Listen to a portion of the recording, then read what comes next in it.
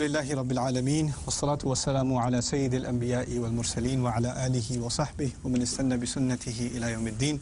اللهم اجعلنا منهم ومن الذين آمنوا وعملوا الصالحات وتواصوا بالحق وتواصوا بالصبر آمين يا رب العالمين. ثم أما بعد، السلام عليكم ورحمة الله وبركاته. أعوذ بالله من الشيطان الرجيم. إن أول بيت وضع للناس للذي ببكة مباركا وهدى للعالمين. رب اشرح لي صدری ویسر لی امری واحلل عقدۃ من لسانی یفقہوا قولی آمین یا رب العالمین. آج کے سیشن کے شروع میں ہی پہلے میں ایک بات دوبارہ دہرا دوں کہ میرا اس سیریز کا مقصد قرآن کی خوبصورتی کو ظاہر کرنا ہے، قرآن کی پرفیکشن، اس کے اکمال تکمیل کو ظاہر کرنا ہے، اور اس بات کا جو ہم بار بار دعویٰ کرتے ہیں کہ قرآن کا ہر لفظ اپنی جگہ پر بالکل صحیح ہے اور اس کو اپنی جگہ سے ہٹایا نہیں جا سکتا، اس کلیم کو تھوڑا ایکسپلور کرنے کی کوشش ہے. تو اس اسٹڈی کا ایک خاص مقصد ایک طرح سے پریکٹیکل تو نہیں ہے. پریکٹیکل ہوتا ہے کہ اس میں سے کیا فتویٰ نکلے گا، کیا عمل کرنا ہے یہ سمجھنے کے بعد، وہ ایک جگہ اپنی وہ ایک اہم بات ہے، اہم بحث ہے.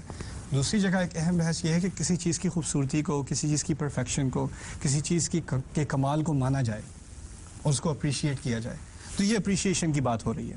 اچھا، اس سلسلے میں کیونکہ میں نے جب خود سے قرآن پڑھنا شروع کیا اور پہلی جو سورسز میرے پاس جن کی ایکسیس تھی وہ زیادہ تر اکثریت جو تالیف میں نے پڑھی ہے، جو کتابیں پڑھی ہیں، وہ غیر مسلم کی لکھی ہوئی کتابیں ہیں، اور ان کی کتابوں میں زیادہ تر تنقید ہی ہوتی ہے. اور یہ ایک طرح سے تنقید ہی تھی قرآن کی جو پہلے میں نے پڑھی کہ Quran repeats itself too much. Quran میں بہت زیادہ ریپیٹیشن ہے، اس کے الفاظ کہا جاتا ہے، مسلمان بڑے کانفیڈنس کے ساتھ یہ دعویٰ کرتے ہیں کہ اس کا ہر لفظ اپنی جگہ پر بالکل اسی طرح رہ سکتا ہے، اپنی جگہ سے ہٹ نہیں سکتا. لیکن ایسی کوئی بات ہے نہیں. دیکھو انہوں نے اور مثال بھی دی، مجھے یاد ہے میں نے ایک پیپر میں پڑھی تھی کہ قرآن میں 2 جگہ لفظ استعمال ہوا ہے، ایک جگہ مکہ اور دوسری جگہ بکہ. سورہ محمد میں مکہ کا لفظ استعمال ہوا ہے، هو الذی کف ایدیہم عنکم وایدیکم عنہم ببطن مکہ. سورہ محمد کی 24ویں آیت ہے، سورہ نمبر 48 آیت نمبر 24. اور دوسری طرف سورہ آل عمران میں اس کی آیت نمبر 96 سورہ نمبر 3 آیت نمبر 96 اس میں ہے ان اول بیت وضع للناس للذی ببکہ، بکہ کا لفظ. تو دعویٰ یہ کیا گیا کہ دیکھو ایک طرف بکہ ایک طرف مکہ اور دونوں اسی شہر کے نام ہیں، کسی اور شہر کا تو نام نہیں ہے. تو اگر جس آیت میں بکہ ہے وہاں مکہ کہہ دو اور جہاں مکہ ہے وہاں بکہ کہہ دو، بات تو ایک ہی ہے، جگہ تو ایک ہی ہے، مکان تو ایک ہی ہے، تو فرق کیا پڑا؟ یہ کیسے کہہ دیتے ہو کہ ہر لفظ اپنی جگہ پر ہی رکھنا ہے، اس کو اپنی جگہ سے نہیں ہٹا سکتے؟ تو اس کو تھوڑا سا ایکسپلور کرنے کی کوشش کریں گے آج انشاءاللہ تعالی. اصل میں بات سمجھنے کی نہیں یہ ہے اس شہر کے 2 ناموں کے متعلق کہ شہر کا پرانا نام بکہ تھا، یعنی اس کا قدیم نام ابراہیم علیہ السلام کے زمانے کا نام، جب وہ بلکہ شہر بھی نہیں تھا، ایک علاقہ تھا. اس کی قرآن میں جو تشریح ہے، اس کی قرآن میں جو ڈسکرپشن ہے وہ یہ ہے بواد غیر ذی زرع، ایسی وادی جس میں کچھ اگتا نہیں اور کوئی انسان نام کی چیز نہیں. اکیلے آئے تھے وہاں پر اور اس جگہ کو دیکھ کے انہوں نے دعا کی تھی ربنا رب اجعل ھذا بلدا آمنا، اس جگہ کو ایک پرامن شہر بنا دے. یعنی شہر تھا نہیں، وہ بس یہ ویران جگہ ہے، اس کو یا اللہ اس کو شہر بنا دے. اچھا، اس جگہ کا اس وقت نام کیا تھا؟ بکہ، بے سے. بعد میں کثرت استعمال کی وجہ سے لوگوں نے بہت استعمال کیا یہ لفظ اور بعد سے یہ میم میں بدل گیا اور لفظ اس کا نیا نام بن گیا مکہ. اس طرح سمجھ لیں کہ ابراہیم علیہ السلام کے دور میں یا ان سے پہلے کی بات ہے کہ پرانا نام اس شہر کا بکہ ہوتا تھا، لیکن رسول اللہ صلی اللہ علیہ وسلم کے دور میں، قریش کے دور میں اب اس کا نام بکہ نہیں، اس کا نام مکہ. اچھا، عجیب بات قرآن میں یہ ہے کہ جب پرانے زمانے کی بات ہو رہی ہوتی ہے تو بکہ کا لفظ استعمال ہوتا ہے. ان اول بیت وضع للناس للذی ببکہ، سورہ آل عمران کی آیت ہے. پہلا گھر جو انسان کے لیے اللہ تعالیٰ کی عبادت کے لیے بنایا گیا تھا، رکھا گیا تھا، وہ بکہ کے مقام پر تھا. اب جب پہلے بنانے کی بات ہو رہی ہے جب ابراہیم علیہ السلام نے قواعد گھر کے ڈالے، فاؤنڈیشن ڈالی، اسماعیل علیہ السلام کے ساتھ گھر بنا رہے ہیں، یہ اب کی بات ہے یا پرانی بات ہے؟ بات تو پرانی ہے. جب پرانے زمانے کی بات ہو رہی ہے تو پرانے زمانے کا لفظ استعمال کرنا چاہیے، اسی لیے بکہ استعمال ہوا ہے. یعنی اگر اس آیت میں مکہ استعمال کرتے تو ایک طرح سے تنقید ہوتی کہ نہیں اس وقت تو مکہ تھا ہی نہیں، اس وقت تو یہ لفظ بھی نہیں تھا، اس وقت تو صرف بکہ تھا، تو اسی لیے وہاں پر بکہ کا لفظ استعمال ہوا ہے. اچھا، دوسری طرف سورہ محمد میں جو آیت ہے اس میں ذکر ہے کہ رسول صلی اللہ علیہ وسلم کی کچھ یعنی پچھلی تاریخ کا ذکر ہے. اب وہ مدینے میں ہے، سورہ محمد مدنی صورت ہے، وہ مدینے میں آ چکے ہیں اور یہ مدینے کی پہلی صورتوں میں سے ہے. اچھا، اب ذکر ہو رہا ہے کہ جب تم لوگ مکے میں تھے، جب صحابہ اور رسول صلی اللہ علیہ وسلم مکے میں تھے، سو هو الذی کف ایدیہم عنکم، وہی اللہ ہے، وہی ہے جس نے ان کے ہاتھ تم پر سے روکے رکھے اور تمہارے ہاتھ ان تک پہنچنے سے روکے رکھے، یعنی لڑائی نہ ہونے دی، جنگ نہ ہونے دی.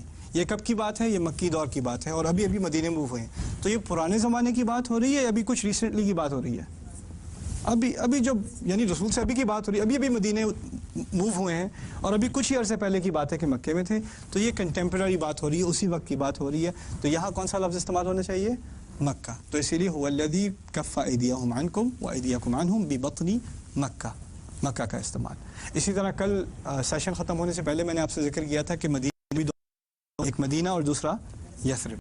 مدینہ کا لفظ قرآن میں 4 دفعہ استعمال ہوا ہے. یثرب کا لفظ, یثرب سا کے ساتھ 1 مرتبہ استعمال ہوا ہے سورہ احزاب میں. بلکہ سورۃ الاحزاب میں اور جگہ بھی مدینہ ہی استعمال ہوا ہے, صرف 1 مرتبہ قرآن میں یثرب کا ذکر ہے. تو یہ بھی عجیب معلوم ہوتا ہے کہ یثرب اور مدینہ تو ایک ہی مکان ہے, تو ایک ہی جگہ ہر جگہ ایک ہی لفظ استعمال ہو جاتا, کیا فرق پڑتا؟ اور یہاں ایک مقام پر یثرب استعمال کرنے کا کیا فائدہ؟ اگر مدینہ ایک دفعہ کہہ دیا تو ہمیشہ ہی مدینہ کہو. اور یہی ہماری عادت ہے اصل میں, جب ہم ایک شہر کا, اگر ایک شہر کے مختلف نام ہوں اور آپ کی زبان پر ایک نام چڑھ جائے تو آپ وہی استعمال کرتے ہیں, دوسرا آپ کی عادت نہیں رہتی استعمال کرنے کی. جیسے میں نیو یارک میں رہتا تھا, جو باہر رہتے ہیں نا نیو یارک سے, نیو یارک میں نہیں رہتے, وہ شہر کو مینہٹن کہتے ہیں, مینہٹن. جو شہر میں رہتے ہیں, کوئنز میں رہتا ہو, بروکلن میں رہتا ہو, برانکس میں رہتا ہو, لانگ آئلینڈ میں, اس کو سٹی کہتے ہیں, اسے مینہٹن کوئی نہیں کہتا. اور کوئی اگر آ کے کہے نا I am going to Manhattan, پتہ چل جاتا ہے یہ باہر سے آیا ہوا ہے, کیونکہ اندر شہر میں رہنے والا کوئی اس کو مینہٹن نہیں کہتا, اس کو the city, that's what we call it. سمجھ رہے ہیں نا؟ تو اگر ایک دفعہ آپ کی زبان پر ایک لفظ چڑھ جائے, اس کی عادت آپ کو پڑ جائے, تو آپ وہی لفظ استعمال کریں گے, دوسرا لفظ آپ کی عادت نہیں رہے گی استعمال کرنے کی. تو پھر یہ ایک اور کیوریس سی بات بن جاتی ہے کہ قرآن میں ایک دفعہ ہر جگہ اس کو مدینہ مدینہ مدینہ, 4 مرتبہ مدینہ, اسی صورت میں ملٹیپل دفعہ مدینہ, 2 دفعہ اور مدینہ, پھر ایک دفعہ اس کو یثرب کیوں کہا؟ سمجھنے کی بات یہ ہے کہ مدینہ کا لفظ اصل میں عربی میں جنیرک قسم کا ہے, عام لفظ ہے, اس کا تعلق کسی خاص مکان سے نہیں ہے. مدینہ کا لفظ اگر ڈکشنری میں دیکھیں تو مدینہ کے معنی ہیں شہر, مدینہ کے معنی ہیں شہر. اچھا, مدینہ کا لفظ اصل میں شارٹ ہے, اس کا پورا نام تھا مدینۃ النبی, مدینۃ النبی یعنی نبی کا شہر. اور یہ لقب شہر کو اس وقت دیا گیا جب رسول صلی اللہ علیہ وسلم وہاں پر ہجرت کر کے گئے, وہاں کے ایک طرح سے گورنر بن گئے. یہود کے اور نصارہ کے تمام قبیلوں نے ان کو ڈی فیکٹو گورنر, رولر مان لیا, یہاں تک کہ ان کے بھی اگر آپس میں اختلافات ہوتے تو وہ رسول کے پاس آتے صلی اللہ علیہ وسلم.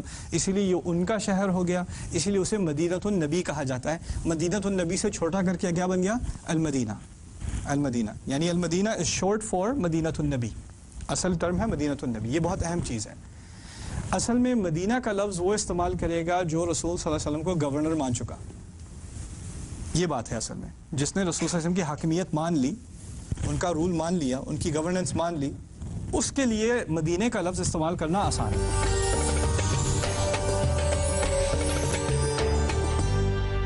رسول صلی اللہ علیہ وسلم کے آنے کے بعد آ تو گئے ہیں, گورنر تو بن گئے ہیں, حاکمیت تو ہے, قوت تو ہے, لیکن اس نے دل سے نہیں مانی بات. اس کے دل میں ابھی بھی ذرا احتجاج ہے کہ ان کو کیوں اقتدار مل گیا, ان کے پاس کیوں گورنرشپ آ گئی, میرے پاس کیوں نہیں آئی. اصل میں یہ معاملہ عبداللہ ابن ابی اور اس کے کچھ ساتھیوں کا ہے, یہ منافقون میں شمار ہوتے تھے. اس کو تو مدینے کا بادشاہ اس کو قرار دینے والے تھے, اس کا تخت بھی تیار ہو چکا تھا. جب رسول صلی اللہ علیہ وسلم مدینے آئے ہیں, اس کی تمام الیکشن کیمپین اور تمام اس کی اناگریشن سیریمونی سب کینسل ہو گئی, اور ان کی جگہ اب رسول صلی اللہ علیہ وسلم کو لگا دیا گیا. اب وہ بالکل ایک طرح سے ارریلیونٹ ہو گیا انسان, پولیٹیشین تھا, سیاستدان تھا, ارریلیونٹ ہو گیا. تو اس کو تو پھر کھجلی ہوتی ہے کہ میں کسی طرح پبلک آئی میں تو رہوں. تو اس نے کھل کر اسلام کا دعویٰ کر دیا کہ میں بھی مسلمان ہوں. اب مسلمان وہ اس لیے ہوا تھا اور اس کے ساتھی اس لیے ہوئے تھے کہ اگر مسلمان نہ ہوتے تو وننگ پارٹی کے ساتھ نہ ہوتے. اگر آپ نے سیاست میں رہنا ہے, you have to be with the winning party. تو اس کا یہ سیاسی موو تھا کہ وہ مسلمان ہوا. اچھا, ہوتا یہ تھا کہ وہ جب جنگ کرنے کی بات آتی تھی تو نہیں آتا تھا.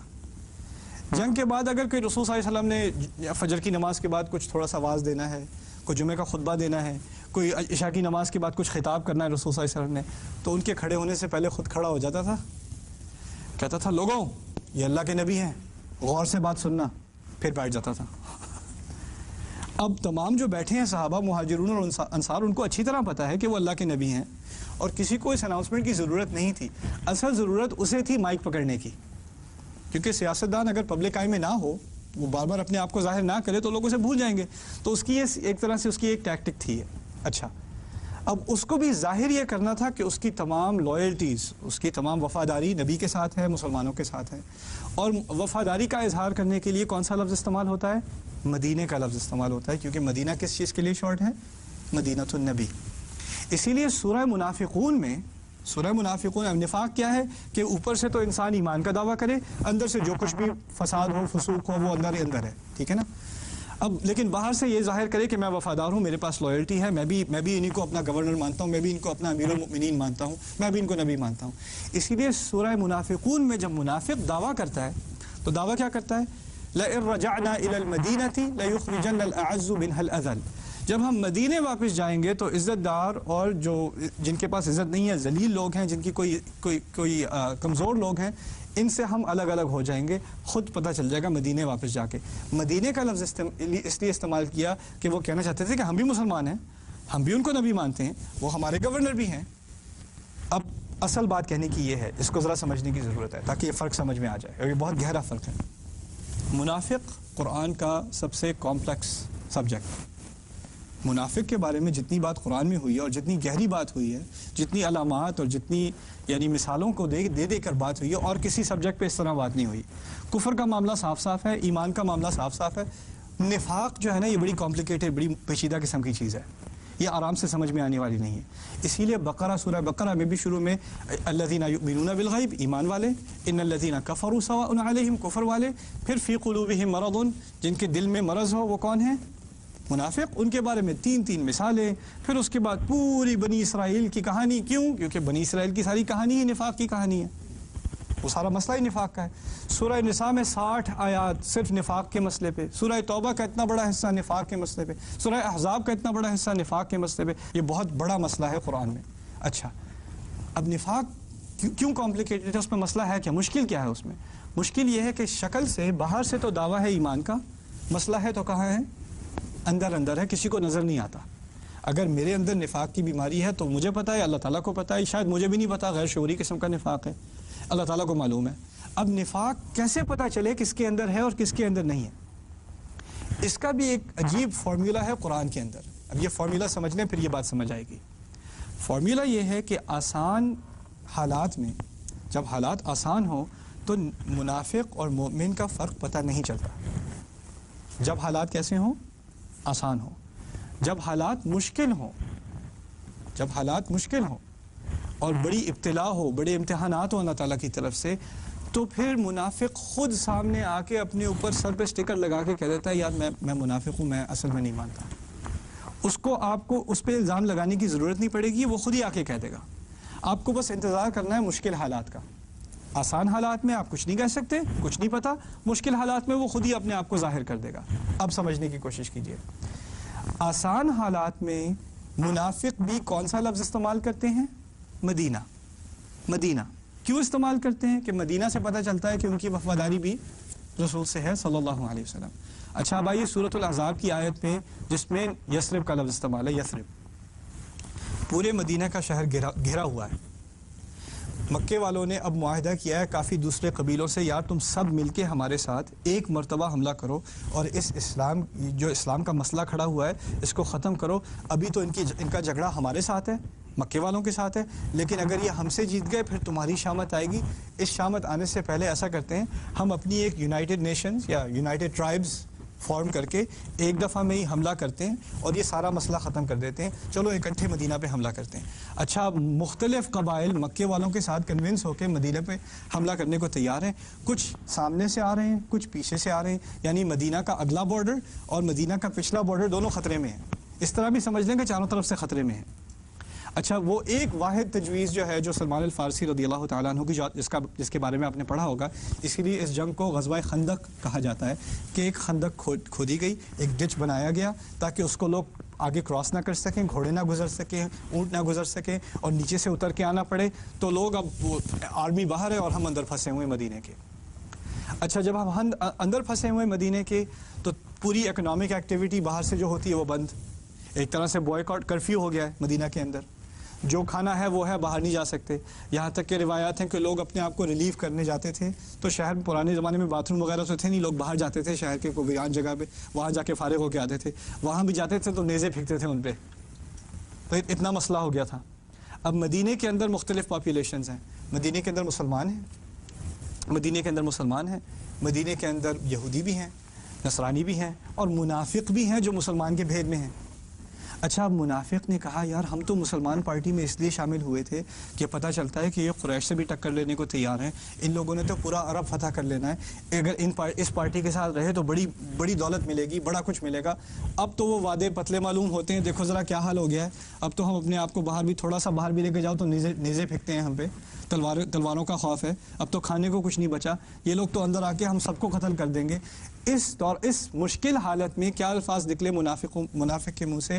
یا اہل یثرب لا مقام لکم فرجعوا, یثرب کے لوگوں اب تو کوئی جگہ نہیں بچی, چلو واپس آ جاؤ. واپس آ جاؤ کیا مطلب؟ واپس اس کو یثرب بنا دو, مدینہ کا چکر چھوڑو, مدینہ والی بات چھوڑو, وہ ایکسپیریمنٹ فیل ہو چکا ہے, اب اس چکر میں پڑھنے کی کوئی ضرورت نہیں ہے, اب واپس اس کو یثرب ہی بنا دو. یثرب کا لفظ استعمال کرنے سے ہی یہ بات ظاہر ہو گئی کہ ان لوگوں کو رسول صلی اللہ علیہ وسلم کے ساتھ وفاداری نہیں ہے. ان کو منافق کہنے کی ضرورت نہیں پڑی, بس یثرب کے استعمال سے ان کا نفاق ظاہر ہو گیا, صرف اس لفظ کے استعمال سے. اسی لیے کہہ رہا ہوں کہ قرآن کا لفظ جب اپنی جگہ پر ہوتا ہے اور اس کو آپ غور سے پڑھیں, غور سے سمجھیں, تو ایسی حکمت نکلتی ہے کہ انسان حیران رہ جاتا ہے اللہ تعالیٰ نے کیسے ان لوگوں کو ایکسپوز کیا ہے, کیسے سیرت کی حکمتیں ہمارے سامنے ظاہر کی ہیں. اسی طرح آج تک ہمارا مسئلہ یہی ہوگا, جب لوگ نفاق جب مشکل حالات میں ہوں گے نا, تو فوراً ایسی باتیں دین کے خلاف بھی کرنے کو تیار ہو جائیں گے جو پہلے نہیں کرتے تھے. لیکن جب ایک طرح سے پولیٹیکل ٹائڈ ہو, ایک طرح سے ٹرینڈ ہو سوسائٹی میں, ہر کوئی دین کی تنقید کر رہا ہے, اگر آپ نے اس کراؤڈ کے ساتھ اپنی سپیس بنانی ہے تو آپ کو بھی کچھ الٹی سیدھی باتیں تو کرنی پڑیں گی, اور لوگ کرنے کو تیار ہو جاتے ہیں, بڑی آسانی سے کرنے کو تیار ہو جاتے ہیں. اس کے لیے بڑے اسپاٹ ملتے ہیں. یہاں پر فرض کریں جیسے یہاں امریکہ میں 9/11 کے بعد کافی سارے مسلم ایکسپرٹ ٹی وی پر آنے کو تیار تھے اور یہ بات کرنے کو تیار تھے کہ قرآن میں بہت ایکسٹریمزم ہے. اور یہ وہی لوگ ہیں جو ہمارے ساتھ عید کی نماز بھی پڑھتے ہیں, ہمارے ساتھ مسجدوں میں بھی کبھی کبھار جمعے بھی تشریف لے آتے ہیں. یہ وہ حضرات ہیں جن کو انٹلیکچوئل مانا جاتا ہے ہمارے سرکلز میں. لیکن جب ایک طرح سے اپرچونٹی کھلی کہ CNN پہ انٹرویو ملے گا, فاکس پہ انٹرویو ملے گا, تو پھر it's easy to sell your soul, it's easy. اور پھر تو دیس مسلم یہ سب ایکسٹریم ہے, یو نو, ان کو یہ ایکسپرٹ ہے, اس کو بولنے کا موقع دو, اور جو صحیح بات کر بھی سکے مسلمانوں کے بیہاف پہ اس کو تو موقع ہی نہ دو نا. تو یہ مسئلہ اب تک کھڑا رہے گا, سبحان اللہ. اور یہ اس تمام کی حکمت صرف 2 الفاظ کے فرق سے, مدینہ اور یثرب کے فرق سے. بارک اللہ لی ولکم فی القرآن الحکیم ونفعنی وإیاکم بالآیات والذکر الحکیم. والسلام علیکم ورحمۃ اللہ وبرکاتہ.